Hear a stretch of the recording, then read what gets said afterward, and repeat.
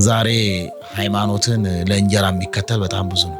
ለእንጀራ ብሎ ለምግብ ብሎ ለጭብጥ ቆሎ ለግማሽ እንጀራ ብሎ ሃይማኖቱን በልብስ በምግብ በሁኔታ የሚቀያየር ሰው በጣም ብዙ ነው። ኦርቶዶክሳዊነት ከእንጀራ ጋር፣ ኦርቶዶክሳዊነት ከስጋዊ ምቾት ከደማዊ ከስጋዊ ጋር በማገናኘት ሃይማኖትን የገንዘብ የስጋዊና የደማዊ መከማቻ አድርጎ መረዳት በዛ ጊዜ የተጀመረ ነው። ዛሬም ክርስቶስን ስለ እንጀራ የሚከተሉ አሉ።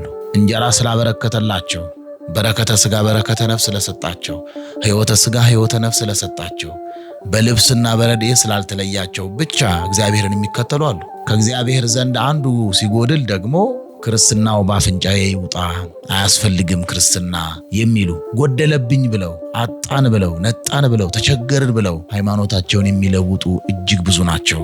ሃይማኖታቸውን በጊዜ በቦታ በሁኔታ የሚለዋወጡ እጅግ ብዙ ናቸው። ሃይማኖት የንግድ ማዕከል ይመስል ወይ ደግሞ የስጋዊና የደማዊ የገንዘብና የምቾት ማግኛ ይመስል ሃይማኖታቸውን እንደ ሸቀጥ የሚቀያይሩ የሚለዋውጡ፣ ወርቁን በብር ብሩን ለወርቅ እንደሚለውጡት ሃይማኖታቸውን ከሚያገኙትና ከሚያጡት ከሚያተርፋቸውና ከሚያከስራቸው ጋር በማገናኘት ሃይማኖትን በገንዘብ ሃይማኖትን በስጋዊና በደማዊ ነገር የሚለውጡ ሰዎች በጣም ብዙ ናቸው።